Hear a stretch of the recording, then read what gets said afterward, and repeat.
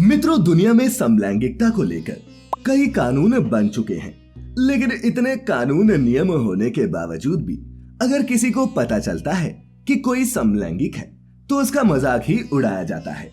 लेकिन इतिहास और हमारे धर्म ग्रंथों पर ही नजर डालें तो इसके कई उदाहरण देखने को मिलते हैं।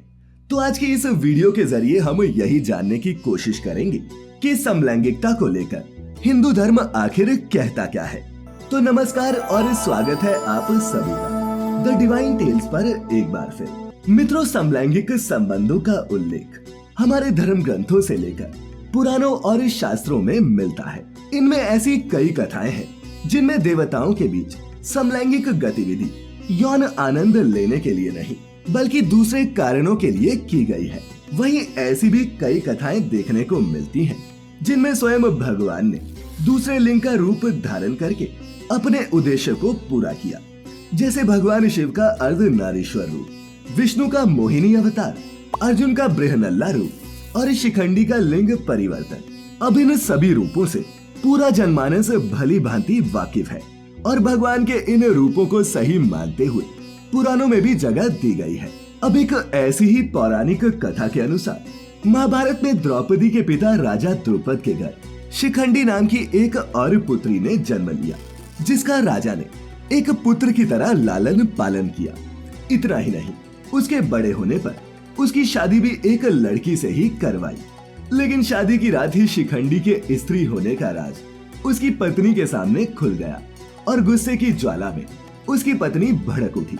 और तो और उसके पिता ने राजा द्रुपद का पूरा साम्राज्य नष्ट करने की प्रतिज्ञा ले ली। तभी यक्ष ने एक रात के लिए शिखंडी को पुरुष बना दिया।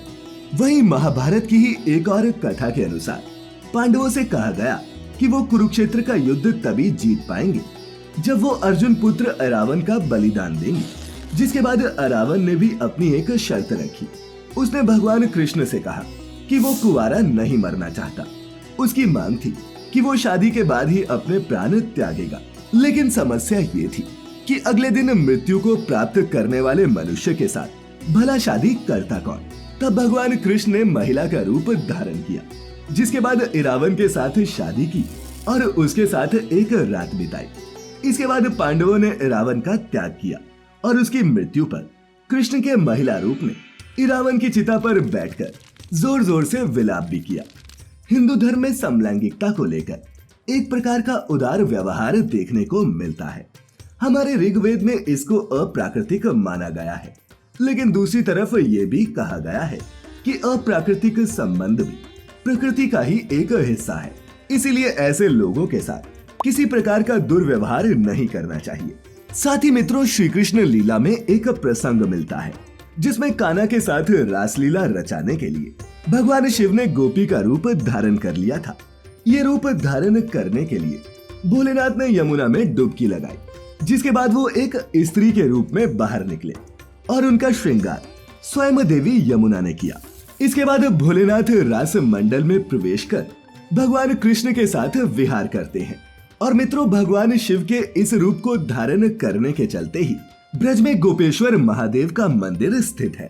कहा जाता है कि इनके दर्शन के बिना ब्रज की यात्रा अधूरी रहती है। वहीं मित्रों, दक्षिण भारत के देवता अयप्पा के जन्म की कथा भी बहुत ही अद्भुत है।